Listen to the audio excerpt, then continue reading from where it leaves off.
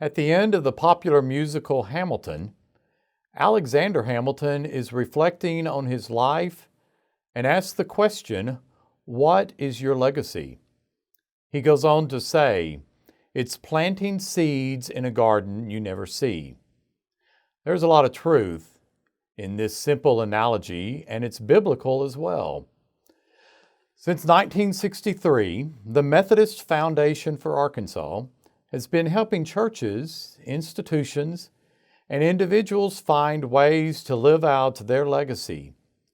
Faithful sisters and brothers have been good stewards of the gifts in which God has blessed them by leaving assets to their church or the foundation so that ministries can continue.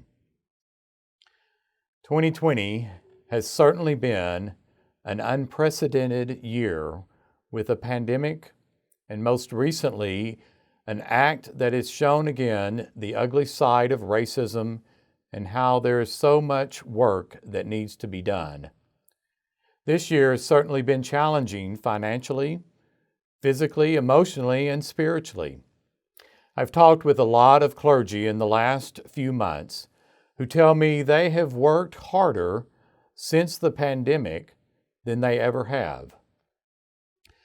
Like the church, the foundation has had to find new ways to do our ministries.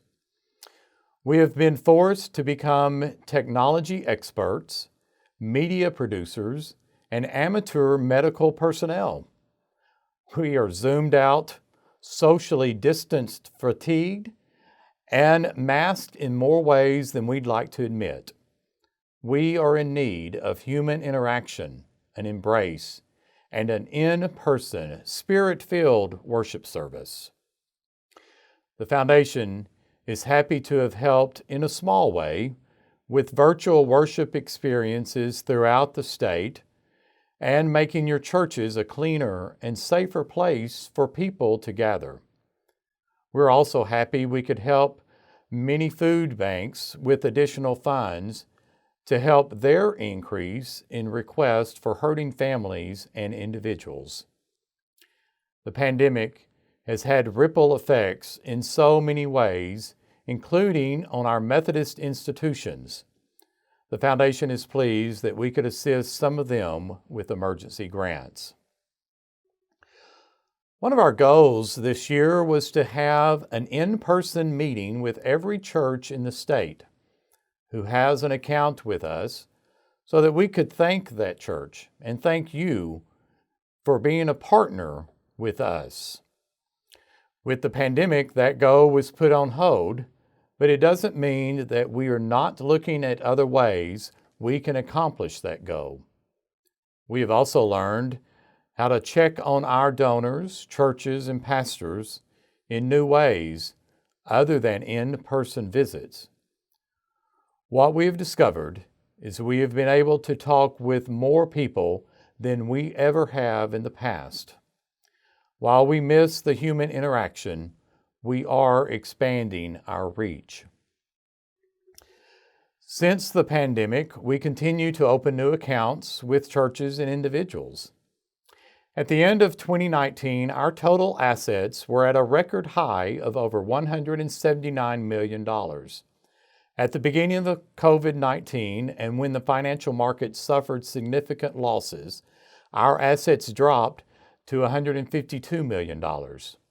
I am very pleased that at the end of May, our assets are back up to just short of $170 million. That's great news for our churches and our individuals who have accounts at the foundation. We continue to use WestPath as our financial manager. Many of you will know WestPath as the group who manage the pension funds for all Methodist ministers in the world. And the more that I'm around WestPath staff, the more I am impressed with their sound financial management, but more importantly, their strong moral compass and their commitment that the $23 billion they manage is invested in ways that are socially responsible and consistent with the social principles. In 2019, we distributed over $4 million to local churches. These are earnings from funds established by members of those churches for the purpose of doing ministry in that church and community.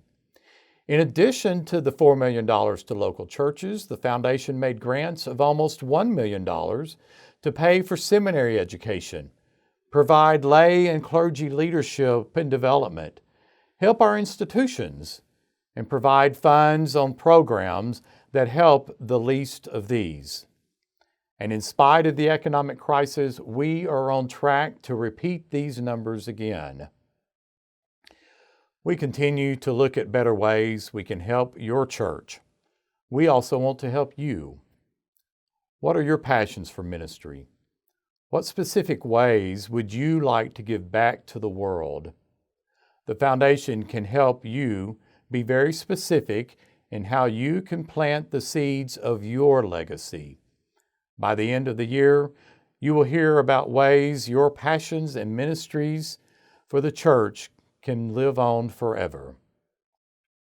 We're also looking at ways we can reach out to our Pan-Methodist brothers and sisters to be of service to their churches and members that can carry out the work in their local communities.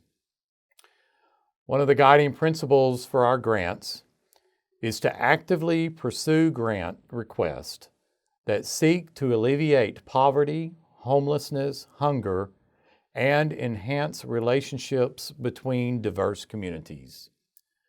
God only knows how much is needed for all of these, especially the last one. I invite you to be in dialogue with us about your ideals. When Alexander Hamilton was born, there was another person trying to define his legacy.